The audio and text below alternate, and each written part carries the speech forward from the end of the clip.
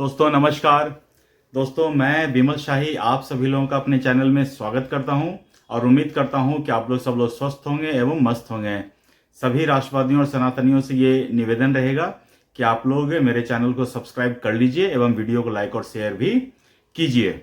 दोस्तों आज हम लोग बात करने वाले हैं तमिलनाडु की पॉलिटिक्स के बारे में। जी हाँ दोस्तों, तमिलनाडु की पॉलिटिक्स में मेनली दो दल डीएमके और एआईएडीएमके, इन दोनों का दबदबा रहा है। लेकिन जब से एआईएडीएमके की जो चीफ थी जयललिता, उनकी मृत्यु हुई है, तब से एआईएडीएमके का हालत कुछ ठीक नहीं है। उनके दल में ही आपसी मतभेद है, झगड़ा है, लड़ाई है। और इन सब चीज़ों को देखते हुए बीजेपी ने, जो एआईएडीएमके की अलायंस कभी हुआ करती थी, बीजेपी ने अपना अलायंस एआईएडीएमके से तोड़ लिया। हालांकि तोड़ने से पहले एआईएडीएमके को एकजुट रखने की कोशिश मोदी की तरफ से बहुत की गई। उनके दोनों नेताओं को बुलाकर दिल्ली में अलग अलग समझाया गया, लेकिन सत्ता की हनक ऐसी होती है कि वो दोनों मानने को तैयार नहीं थे। तो बीजेपी ने उनसे अपना अलायंस तोड़ लिया और बीजेपी ने वहां अपना अध्यक्ष बनाया सिंघम स्टाइल में काम करने वाले अन्नामलाई जी को। अन्नामलाई जी ने बीजेपी को जीरो से उठाकर बहुत ऊंचे स्तर तक पहुंचाया। उन्होंने बीजेपी को पूरे तमिलनाडु में, बीजेपी एज ए यूनिट काम किया उनके नेतृत्व में, और तमिलनाडु में एक अच्छा वोट बैंक उन्होंने बना दिया। अब क्या हुआ 2024 के लोकसभा चुनाव में, देखिए बीजेपी अकेली लड़ रही थी, एआईएडीएमके अकेले थे और डीएमके अकेले थे। और बीजेपी और एआईएडीएमके के अलायंस न होने की वजह से डीएमके को जबरदस्त फायदा पहुंचा और डीएमके जो है 40 में से 39 सीट जीत गई और एआईएडीएमके को भी 0 सीट मिला, बीजेपी को भी 0 सीट मिला। इवन जो बीजेपी के अध्यक्ष थे अन्नामलाई, वो भी अपना चुनाव हार गए। उन्होंने तमिलनाडु के कोयम्बटूर सीट से इलेक्शन कंटेस्ट किया था, लेकिन वो हार गए। लेकिन उन्होंने जो बीजेपी को संगठित किया था उसका रिजल्ट देखने को मिला। तमिलनाडु में जहां बीजेपी का 4% वोट था, 4% से लेकर 14% तक वोट अन्नामलाई ने पहुंचा दिया। अन्नामलाई ने डीएमके की नीतियों का भरपूर विरोध किया, उनके खिलाफ पदयात्राएं की, उनके खिलाफ और भी जो भी प्रेस कॉन्फ्रेंस होते हैं वो किए। तो ये सब चीजें करके अन्नामलाई ने तमिलनाडु की जनता में बीजेपी के लिए एक स्थान बनाया और इसका परिणाम स्वरूप हमें 2024 का मतलब कि जो इंक्रीज ऑफ वोट परसेंटेज वो बीजेपी को तमिलनाडु में दिखा। लेकिन अब जैसे कि 2026 में तमिलनाडु में विधानसभा का चुनाव है और वहां एक अलग सेंटीमेंट बन रहा है, एंटी डीएमके सेंटीमेंट बन रहा है।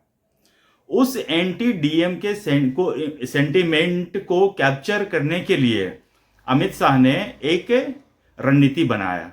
उस रणनीति के तहत उन्होंने सबसे पहले अन्नामलाई को तमिलनाडु बीजेपी अध्यक्ष पद से इस्तीफा दिलवाया, क्योंकि अन्नामलाई ही वो आदमी थे जिन्होंने एआईएडीएमके के नेताओं के खिलाफ कुछ बयान दिए थे, जिससे दोनों पार्टी के बीच में मतभेद हुए थे। और अन्नामलाई के ही कहने पर अमित शाह ने, नरेंद्र मोदी ने एआईएडीएमके से अलायंस तोड़ा था। तो जब एआईएडीएमके से अलायंस हो रहा है तो सबसे पहले अन्नामलाई को मतलब कि तमिलनाडु की राजनीति से दूर करना जरूरी था। तो अमित शाह ने सबसे पहले उनको इस्तीफा दिलवाया और उसके बाद फिर से बातचीत, एआईएडीएमके से बातचीत शुरू हुई और आज फाइनली अमित शाह चेन्नई पहुंचे थे और वहां एक प्रेस कॉन्फ्रेंस करके एआईएडीएमके और बीजेपी के अलायंस की घोषणा कर दी। अब देखिए, दोनों के अलायंस के होने से क्या होगा कि एआईएडीएमके के पास भी करीब 25 से 30% का वोट है और 15% का वोट बीजेपी के पास भी है, तो ऑलमोस्ट 45% का वोट है इनको दिख रहा है। तो ये और जो कुछ जो एंटी डीएमके सेंटिमेंट्स हैं, उस वोट को भी बीजेपी अपने पाले में करने का कोशिश करेंगे। तो इस तरह से इन्हें लगता है कि 2026 में ये लोग तमिलनाडु विधानसभा चुनाव में जीत पाएंगे। और इस ये जो अलायंस हुआ है, इस अलायंस को लीड करेंगे एआईएडीएमके के ईपीएस जो है पनीर सेल्वम जी जो हैं, वो इस अलायंस को लीड करेंगे।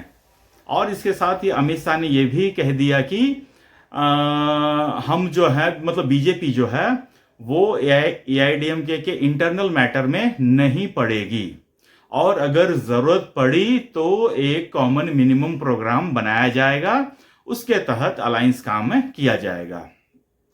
तो ये तो हुआ पूरा जो मतलब कि जो तमिलनाडु, जो चेन्नई में जो चक्रव्यूह रचा गया है डीएमके के खिलाफ, उसकी पूरी तैयारी है। दोस्तों, जब से मतलब कि डीएमके के भी जो नेता हैं, स्टालिन वगैरह हैं, उनके आजकल के जो हालिया बयान हैं वो मतलब कि ठीक लग नहीं रहे हैं। जो स्टालिन के बेटे हैं, जो हिंदू धर्म के बारे में जो बयान दिए हैं वो काफ़ी निंदनीय हैं।